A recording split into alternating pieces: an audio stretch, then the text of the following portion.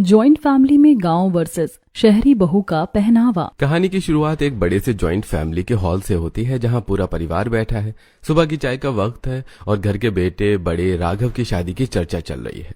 मुझे अपने बड़े बेटे राघव की शादी करवानी है। मैंने कल रात एक सपना देखा। कैसा सपना देखा बहू? अब क्या सपनों के हिसाब से घर के फैसले होंगे? माँ जी, सपने में मेरा बड़ा बेटा राघव दूल्हा बना था। वो अपनी होने वाली दुल्हन का हाथ पकड़े हुए था।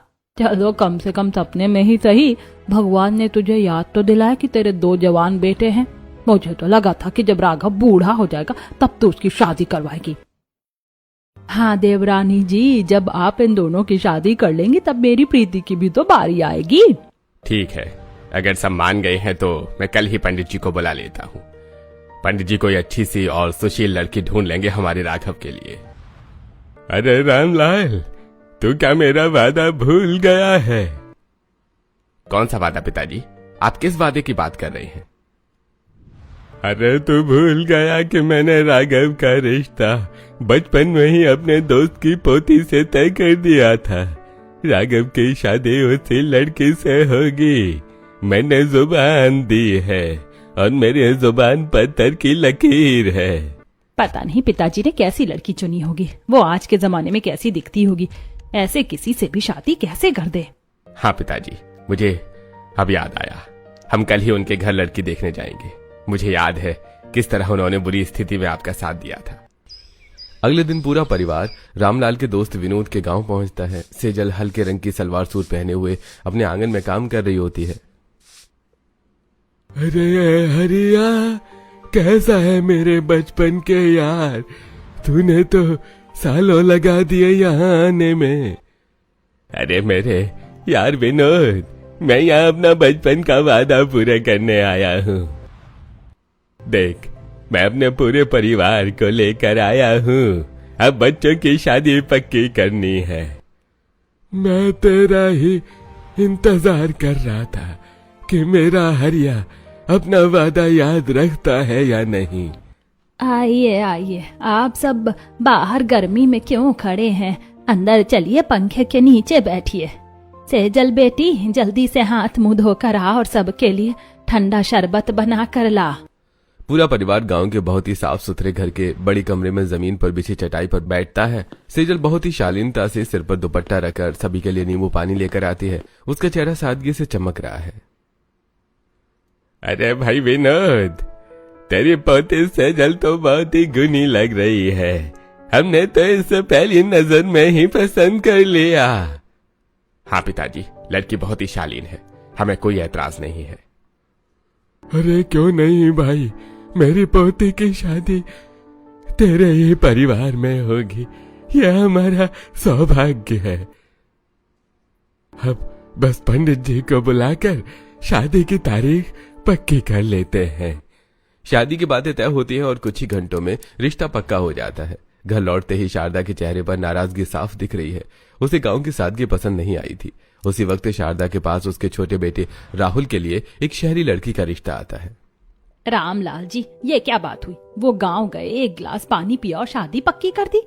क्या मैं उस गांव की लड़की को अपनी बहू बनाऊंगी? वो मेरे घर के तौर तरीके कैसे समझेगी? शारदा, पिताजी ने राघव के लिए उसे पसंद किया है। अब ये बात पूरे गांव में फैल चुकी है। हम अपनी जुबान से पीछे नहीं हट सकते। राघव की शादी तो सेजल से ही होगी। आप लोगों को जो मनमानी करनी है करिए, पर मेरे छोटे बेटे राहुल के साथ ऐसा नहीं होगा। राहुल के लिए शहर से रिश्ता आया है। वो लड़की कनिका बहुत मॉडर्न और पढ़ी लिखी है। अगर राहुल के लिए भी आपने कोई गांव की लड़की सोची तो मैं न राघव की शादी होने दूंगी न राहुल की। ठीक है बाबा, तुम्हें जहाँ ठीक लगे वहाँ राहुल की बात करो, पर राघव के मामले में पिताजी का फैसला ही चलेगा। कुछ दिनों बाद शारदा, रामलाल और राहुल मिलकर कनिका के घर जाते हैं। कनिका का घर बहुत ही आलीशान और शहर के बीचों बीच है।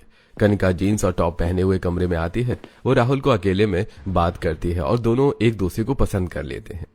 मुझे लड़की बहुत पसंद है। राहुल के लिए ऐसी ही बहू चाहिए थी जो शहर की हवा में पली बड़ी हो। ठीक है, अगर राहुल खुश है तो हमें भी कोई दिक्कत नहीं है। रिश्ता पक्का समझिए। दोनों घरों में शादी की तैयारियां शुरू हो जाती हैं। तय तारीख पर राघव की शादी सेजल से और राहुल की शादी कनिका से एक ही मंडप में संपन्न होती है। सेजल ने शादी में बहुत ही भारी लेकिन पारंपरिक लाल रंग का लहंगा पहना है। वहीं कनिका ने बहुत ही महंगा लॉन्ग कट और डिजाइनर ब्राइडल लहंगा पहना है। आओ मेरी शहरी बहू कनिका, पहले तुम अपने ससुराल में गृह प्रवेश करो। ये क्या कर रही हो देवरानी जी? रिवाज के हिसाब से पहले बड़ी बहू का गृह प्रवेश होता है। सेजल बड़ी बहू है, उसे पहले घर के अंदर कदम रखना चाहिए। आप नियम क्यों तोड़ रही हैं? शारदा बहू नखरे कर रही हैं। लगता है इस नई शहरी बहू को देखकर ये भी अपने संस्कार भूल गई हैं। ऐसी बात नहीं है माँ जी, पर इस गांव की बहू का क्या गृह प्रवेश करवाना? देखिए तो इसने कैसा पुराने जमाने का लहंगा पहना है। मेरी कनिका कितनी सुंदर लग रही है। ये कैसी सास है, अपनी ही बहू का मजाक उड़ा रही है। सेजल ने बहू वाले कपड़े पहने, उसका पहनावा बहुत ही शालीन और सुंदर है। और इस शहरी बहू को देखो, इसके सर पर कम से कम चुनरी तो ओढ़ा दी होती। दुल्हन वही होती है जो दुल्हन जैसी दिखे, जैसे कि हमारी गांव वाली बहू सेजल। इन गांव वालों की हिम्मत कैसे हुई मेरे महंगे लहंगे का मजाक उड़ाने की? इस गंवार सेजल के कपड़ों को लोग अच्छा कह रहे हैं। ये लोग कितने पुराने ख्यालात के हैं। आप लोग चुप रहिए, मुझे पता है मुझे अपनी बहुओं का स्वागत कैसे करना है। शारदा पहले कनिका को अंदर बुलाती है और फिर बेमन से सेजल का गृह प्रवेश करवाती है। रस्मों के बाद दोनों बहुएं अपने अपने कमरों में चली जाती हैं।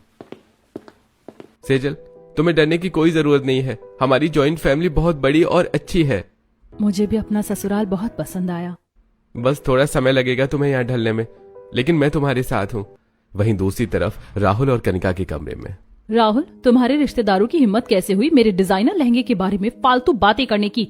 उन अनपढ़ों को पता भी है कि ये लहंगा कितने लाख का है। वो गांव वाली सेजल उन्हें अच्छी लग रही है। कनिका, तुम क्या कह रही हो? ये सब हमसे बड़े हैं और हमारे मेहमान हैं। उन्होंने जो भी कहा उसे दिल पर मत लो। सीधे साधे नहीं, वो बहुत बदतमीज हैं। मेरा मजाक उड़ा रहे थे सब मिलकर। ठीक है, तुम अब सो जाओ। तुम बहुत थक गई हो, सुबह बात करेंगे। रात बीतती है, सुबह होते हैं। सेजल ने बहुत ही सुंदर साड़ी पहनी है और माथे पर बिंदी और मांग में सिंदूर है, और सेजल रसोई में अपनी पहली रसोई का खाना बना रही है। अरे ओ शारदा बहू, तेरी दोनों बहुएं कहाँ है? आज तो उनकी पहली रसोई है। दादी माँ, सेजल भाभी तो कब की उठ गई हैं। वो रसोई में सबके लिए नाश्ता बना रही हैं। अच्छा, और वो तुम्हारी शहरी भाभी कनिका कहाँ है? क्या वो अब तक सो रही है? तभी कनिका हॉल में आती है। उसने जिम वाले टाइट कपड़े पहने हुए हैं और वो रनिंग करके आ रही है। ये क्या पहना है बहू ने सुबह सुबह? अरे रामलाल, अपनी बहू को समझा। ये घर है या खेल का मैदान? शारदा, अपनी इस शहरी तितली को समझा। ये कैसे छोटे कपड़े पहने इसने?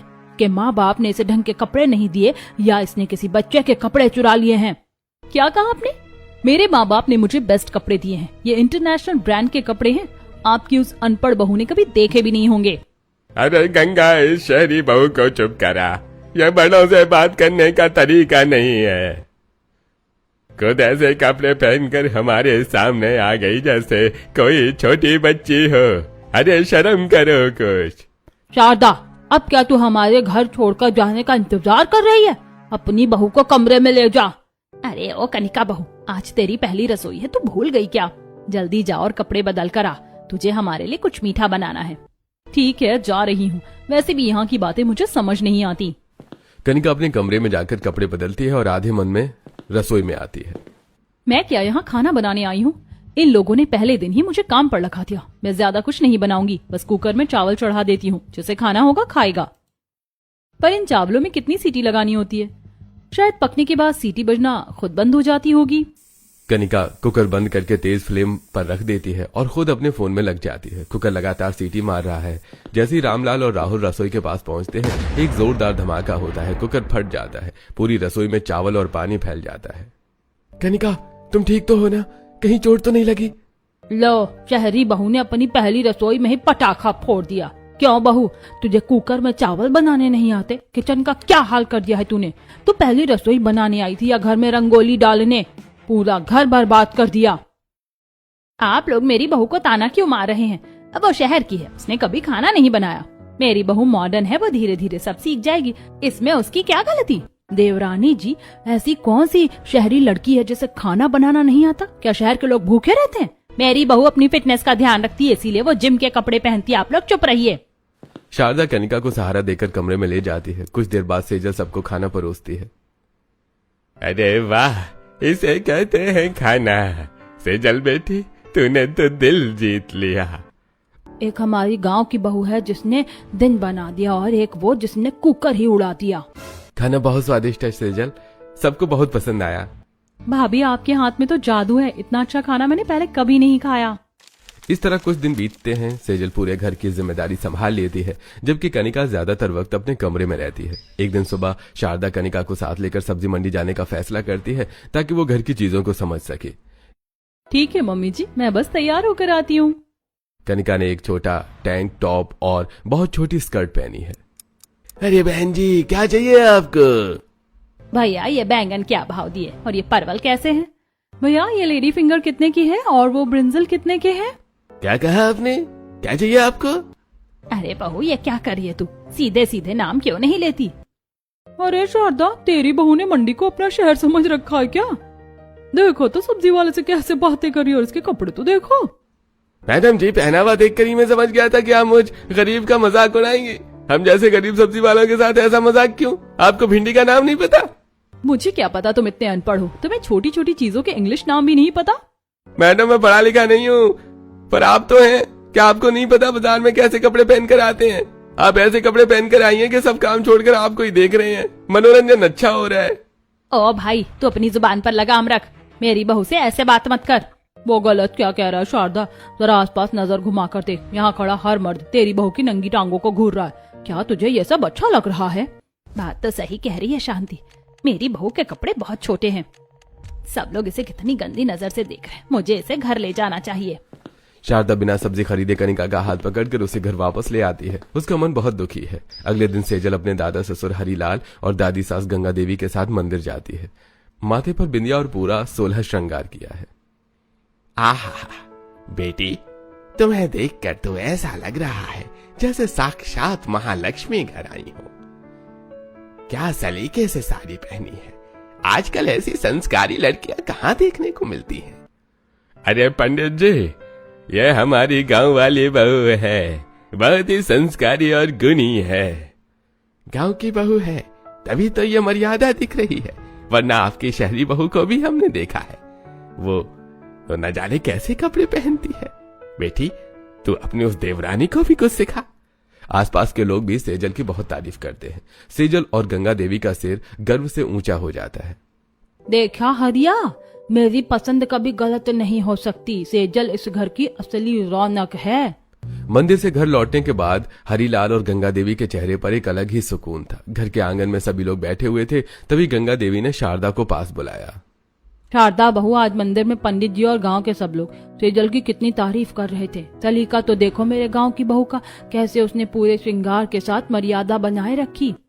हाँ माँ जी, सेजल तो है ही संस्कारी, पर मेरी कनिका भी तो बुरी नहीं है।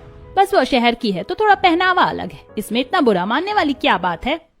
अरे पहनावा ही इंसान की पहचान और घर की इज्जत होता है शारदा। आज सब्जी मंडी में जो हुआ, क्या वो तुझे अच्छा लगा? शांति और बाकी पड़ोसियों ने तो ताने मारे, उससे हमारे खानदान की नाक कट गई। पिताजी सही कह रहे हैं शारदा, हमें कनिका को थोड़ा समझाना होगा कि वो ये जॉइंट फैमिली है। घर में चर्चा चल ही रही थी कि तभी रीना दौड़ती हुई हॉल में आती है। माँ पापा देखो, विक्रांत के घर से शादी का न्योता आया है। हमारे दूर के रिश्तेदारों की शादी है, वहाँ तो बहुत मजा आएगा। शहर और गांव के सारे रिश्तेदार इकट्ठा होने वाले हैं। शारदा, इस शादी में हमारे गांव के पुराने रिश्तेदार और राहुल राघव के ऑफिस के लोग भी आएंगे। ये हमारे परिवार के मान सम्मान और इज्जत की बात है। वहाँ बहुत सारे संभ्रांत के लोग होंगे। हाँ माँ जी, मुझे पता है, आप चिंता मत कीजिए, हम सब बहुत अच्छे से तैयार होकर जाएंगे। मैं ये सब इसलिए बता रही हूँ ताकि तू अपनी उस लाडली शहरी बहू को समझा दे। अगर वहाँ उसने फिर से छोटे कपड़े पहनकर हमारी बेइज्जती करवाई तो मैं तुझे कभी माफ नहीं करूंगी।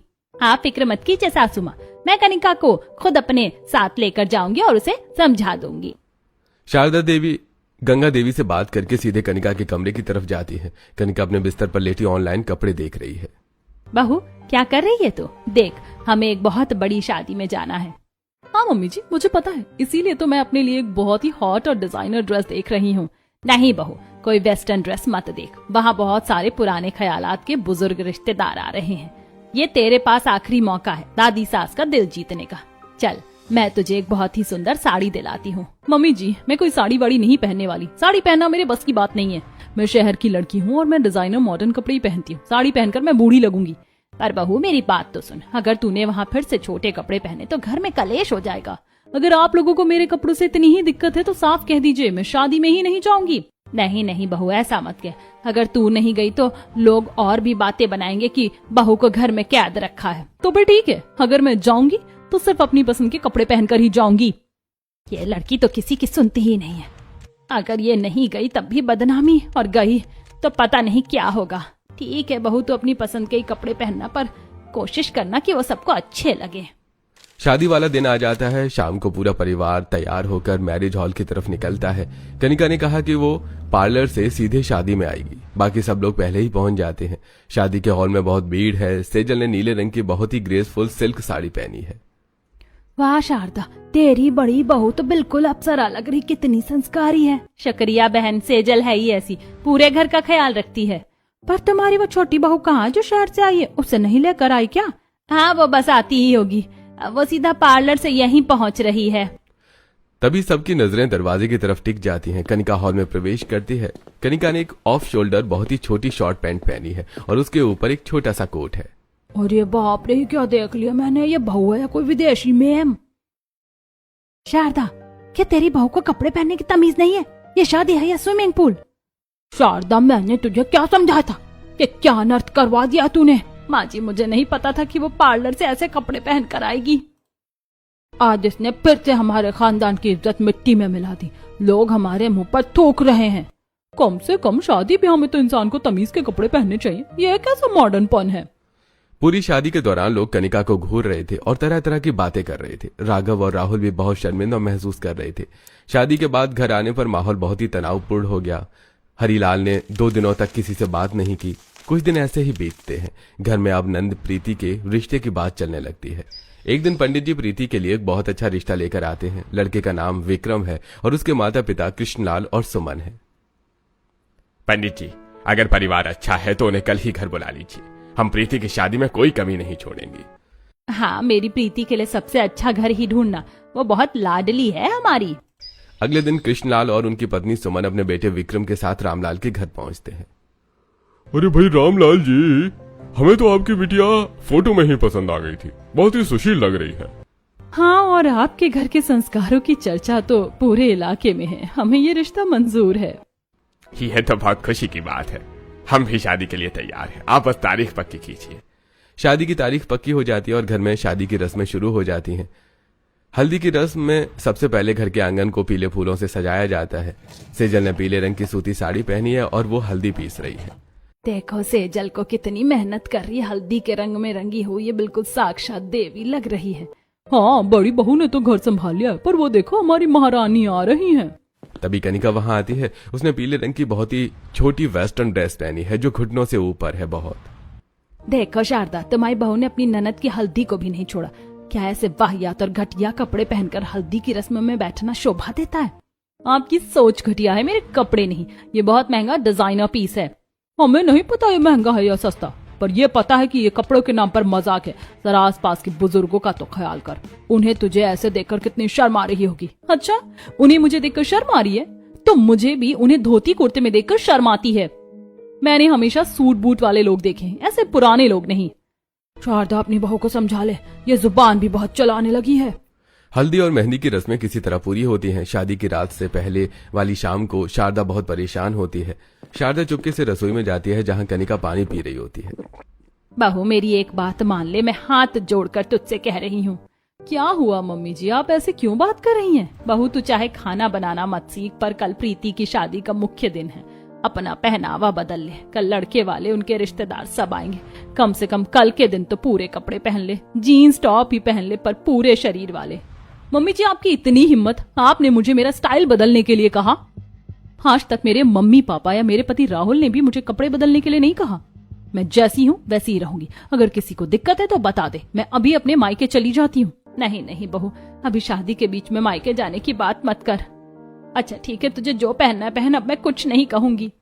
शादी का दिन आ जाता है। मंडप में प्रीति दुल्हन और विक्रम दूल्हा बनकर बैठे हैं। सेजल सुंदर साड़ी और 16 श्रृंगार में हलवाइयों के साथ मिलकर मेहमानों के लिए खाना बनवा रही है और सबका स्वागत कर रही है। तभी कनिका हॉल में आती है। उसने एक बहुत ही छोटी चमकीली शॉर्ट डिजाइनर ड्रेस पहनी है। अरे भाई, ये लड़की कौन है? मैं जब से देख रहा हूँ ये बहुत ही अजीब कपड़े पहनकर घूम रही है। मुझे भी समझ नहीं आ रहा, शायद प्रीति की कोई सहेली होगी, शहर से आई हुई। अरे समधी जी, ये सहेली नहीं है, ये रामलाल जी की छोटी बहू है। क्या? ये इनके घर की बहू है? अरे मैं तो सोच रहा था कि कोई बाहर की लड़की है।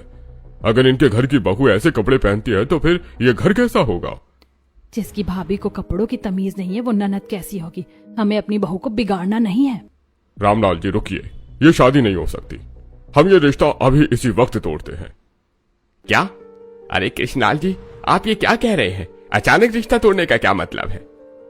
मेरी बेटी ने क्या गलती की है? फेरों का वक्त हो गया है। गलती आपकी बेटी की नहीं, आपके घर के माहौल की है। देखिए आपकी इस छोटी बहू के कपड़े देखिए। समाज में हमारी इज्जत है। हम ऐसी जगह अपनी बेटी या बेटा नहीं दे सकते जहां औरतों को पहनावे का होश न हो। अरे पर कृष्णलाल जी, मेरी बड़ी बहू को तो देखिए, वो कितनी संस्कारी है। हाँ, लड़की तो वैसी होनी चाहिए। देखिए उसने कैसे सिर पर चुनरी ली है और 16 श्रृंगार किया है। सबका ध्यान सेजल की तरफ जाता है। सेजल ने लाल रंग की बहुत सुंदर चुनरी वाली साड़ी पहनी और वो शालीनता से खड़ी है। अरे वो हमारे घर की बहू है, मेरी बड़ी बहू। क्या वो भी आपकी बहू है? पर एक बहू ऐसी और दूसरी वैसी, हम कैसे यकीन करें? भाई साहब, ये शहरी लड़की तो गलती से हमारी बहू बन गई। हमें नहीं पता था इसका पहनावा ऐसा है। आप इसकी वजह से मेरी बेटी का घर मत उजाड़िए। शारदा तुरंत सेजल को पास बुलाती है। सेजल को जब पता चलता है कि रिश्ता टूटने की कगार पर है तो जी आप लोग मेरी ननद का रिश्ता मत तोड़िए। प्रीति बहुत अच्छी लड़की है। अगर आपको पहनावा ही देखना है तो मैं वादा करती हूँ कि प्रीति मेरी तरह ही रहेगी। अगर तुम जैसी बहू इस घर की जिम्मेदारी लेती है तो हमें सोचने का मौका मिल सकता है। कैसे गंवार लोग हैं, इस अनपढ़ सेजल के कपड़े देखकर शादी करने को तैयार हो रहे हैं। कनिका की ये बात सुनते ही शारदा का सब्र टूट जाता है। वो आगे बढ़ती है और कनिका के गाल पर एक जोरदार थप्पड़ जड़ देती है। मम्मी जी, आपकी इतनी हिम्मत, आपने मुझे हाथ लगाया। हाँ, तुझे थप्पड़ मारना बहुत जरूरी था। तेरी वजह से आज मेरी बेटी की जिंदगी बर्बाद होने वाली थी। हाँ कनिका, मम्मी ने बिल्कुल सही किया। मैं कब से चुप था, पर आज हद हो गई। तुम्हारी इन छोटी ड्रेसों की वजह से मुझे हर जगह शर्मिंदा होना पड़ता है। आज मेरी बहन का रिश्ता टूटने वाला था तुम्हारी वजह से। अगर तुम तमीज से नहीं रह सकती तो चली जाओ यहाँ से, हमें तुम्हारी जरूरत नहीं है। 1 मिनट रुकिए देवर जी, मुझे कुछ कहना है। मैं आप सबसे एक सवाल पूछना चाहती हूँ। क्या किसी के पहनावे से किसी का रिश्ता तोड़ना या जोड़ना सही है? सेजल के सवाल से पूरी शादी के हॉल में सन्नाटा छा जाता है। सब एक दूसरे का मुंह देखने लगते हैं। मैं गांव में पली बड़ी हूँ, मुझे घर संभालना आता है। कनिका शहर की है, उसे बाहर की दुनिया की समझ है। जो चीजें मुझे आती हैं वो कनिका कभी भी सीख सकती है, पर जो कनिका जानती है क्या मैं वो सीख सकती हूँ? कनिका ऑफिस का काम, कंप्यूटर और बाहर के सारे काम बहुत अच्छे से जानती है। क्या उसकी ये काबिलियत मायने नहीं रखती? उसने सिर्फ अपनी पसंद के कपड़े पहने हैं, क्या किसी के कपड़ों से उसकी नीयत खराब हो जाती है? सेजल की इन बातों का वहां मौजूद हर इंसान पर गहरा असर पड़ता है। कनिका की आंखों में भी आंसू आ जाते हैं। मैंने हमेशा सेजल को गंवार और अनपढ़ समझा, पर आज वो मेरा साथ दे रही है। सेजल बेटा, तुमने हमारी आंखें खोल दी। हमें माफ कर दो, हमारी सोच ही छोटी थी। हम बहू का पहनावा देख रहे थे, उसकी भावनाएं नहीं। हमें ये शादी मंजूर है। आखिरकार प्रीति और विक्रम की शादी की रस्में दोबारा शुरू होती हैं। माहौल खुशियों से भर जाता है। शादी संपन्न होती है और प्रीति विदा होकर अपने ससुराल चली जाती है। मम्मी जी, मुझे आपसे कुछ कहना है। प्रीति की विदाई के बाद पूरा परिवार घर पर वापस आता है। घर के हॉल में एक भारी सन्नाटा है। शारदा सोफे पर बैठी है और कनिका उनके सामने खड़ी है। मम्मी जी, मुझे आपसे और इस पूरे परिवार से माफी मांगनी है। हाँ, जो कुछ भी हुआ उसकी जिम्मेदार मैं हूँ। भले ही प्रीति के ससुराल वालों ने ये कहा कि पहनावे से फर्क नहीं पड़ता, पर मुझे एहसास हो गया है कि बहुत फर्क पड़ता है। मैं अब तक सोचती थी कि शहरी कपड़े मेरी पहचान है। मुझे लगता था कि मॉडर्न होने का मतलब सिर्फ ऐसे कपड़े पहनना है। मैं खुद को बहुत स्मार्ट और पढ़ी लिखी समझती थी और दीदी को हमेशा गंवार और अनपढ़ मानती थी। पर आज दीदी ने साबित कर दिया कि असली समझदारी और संस्कार कपड़ों में नहीं बल्कि हमारी सोच और भाषा में होते हैं। बहू, मैंने तुझे थप्पड़ मारा क्योंकि मैं डर गई थी। एक माँ के लिए उसकी बेटी का रिश्ता टूटना बहुत बड़ी बात होती है। मैं भी तुझे गलत समझती थी। मुझे लगता था कि तू जानबूझकर हमें नीचा दिखाने के लिए ऐसे कपड़े पहनती है। नहीं मम्मी जी, मैं बस अपनी मर्जी से जीना चाहती थी, पर मैं भूल गई थी कि जॉइंट फैमिली में मेरी मर्जी के साथ साथ परिवार की इज्जत भी जुड़ी होती है। आज सेजल दीदी ने मेरी आंखें खोल दी। उन्होंने मेरा साथ तब दिया जब मैंने हमेशा उनका अपमान किया। कनिका, तुम माफी मत मांगो। तुम मेरी छोटी बहन जैसी हो। शहर और गांव की सोच में बस थोड़ा सा फासला होता है। पहनावा हमारी पसंद हो सकता है पर संस्कार हमारी बुनियाद होते हैं। तुमने अपनी गलती मान ली, यही सबसे बड़ी बात है। मुझे बहुत खुशी है कनिका कि तुम्हें अपनी गलती का एहसास हुआ। मैं हमेशा चाहता था कि तुम इस परिवार का हिस्सा बनो। मॉडर्न होना गलत नहीं है, पर अपनों को भावनाओं का ख्याल रखना ज्यादा जरूरी है। चलो, सुबह का भूला अगर शाम को घर लौट आए तो उसे भूला नहीं कहते। शारदा, अब अपनी दोनों बहुओं को गले लगा ले। अरे आज सेजल ने साबित कर दिया कि मैंने राघव के लिए जो चुनाव किया था वो इस घर की ढाल है। और कनिका ने अपनी गलती मानकर ये साबित कर दिया कि वो भी कम नहीं है। अब हमारा परिवार सच में पूरा हुआ है। घर में खुशियां वापस लौट आती हैं। कनिका ने धीरे धीरे अपने पहनावे में बदलाव किया। उसने जीन्स टॉप पहनने पर शालीनता के साथ। कुछ महीने बीत जाते हैं। एक दिन घर में फिर से क्योंकि राघव और सेजल की शादी की पहली सालगिरह है। सेजल बहू, आज सारा काम हम करेंगे, तू बस तैयार होकर आ जा। नहीं मम्मी जी, आज रसोई की जिम्मेदारी मेरी है। मैंने दीदी से बहुत कुछ सीखा है। आज मैं कुकर में चावल नहीं बनाऊंगी बल्कि पूरी थाली तैयार करूंगी, और वो भी बिना किसी धमाके के। क्या बात है कनिका, किचन में? आज तो हमें सच में संभल कर रहना होगा। आप मेरा मजाक मत उड़ाइए राहुल। मैं अब कुकर फटना नहीं बल्कि कुकर को संभालना सीख गई हूँ। पूरा परिवार ठाके मारकर हंसने लगता है। कनिका अब घर के हर सदस्य की पसंद का ख्याल रखती है। शाम को जब मेहमान आते हैं तो कनिका ने एक बहुत ही सुंदर इंडो वेस्टर्न सूट पहना है, जिसमें वो मॉडर्न भी लग रही है और संस्कारी भी। वाह शारदा, अब तुम्हारी दोनों बहुएं हीरा लग रही हैं। जोड़ी हो तो ऐसी। हाँ दीदी, एक गांव की सादगी तो दूसरी शहर की चमक, पर दोनों के दिल एक जैसे हैं। अब तक कोई नहीं कह सकता कि ये वही शहरी बहू है जिसने पहले दिन घर हिला दिया था। सही कहा कांति, इंसान अपनी संगत से सुधरता है। सेजल ने कनिका को बदल दिया। राघव और सेजल अपनी सालगिरह का केक काटते हैं। पूरा परिवार फोटो खिंचवाने के लिए इकट्ठा होता है। कनिका, तुम मेरे पास आओ। हम दोनों इस घर की लक्ष्मी हैं। थैंक यू दीदी, आपने मुझे सिर्फ कपड़े पहनना नहीं बल्कि रिश्तों को निभाना सिखाया है। कहानी का अंत एक बहुत ही खूबसूरत पारिवारिक तस्वीर के साथ होता है, जहां गांव और शहर के बीच की दीवार हमेशा के लिए गिर जाती है। रामलाल, देख हमारा जॉइंट परिवार कितना फलता फूलता लग रहा है। हाँ गंगा, अरे जब तक घर की बहुएं एक दूसरे का सम्मान करेंगी, ये घर स्वर्ग ही रहेगा। और मुझे दुनिया की सबसे अच्छी 2 भाभियां मिल गईं। एक से गांव की कहानियां सुनती हूँ और दूसरी से शहर के किस्से। घर के खाने की मेज पर सब एक साथ बैठते हैं। कनिका ने सबके लिए बहुत स्वादिष्ट खाना बनाया है। वाह कनिका, ये दाल तो बिल्कुल सेजल के हाथ जैसी बनी है। आखिर गुरु कौन है वो भी तो देखो। मेरी कनिका अब सुपर बहू बन गई है।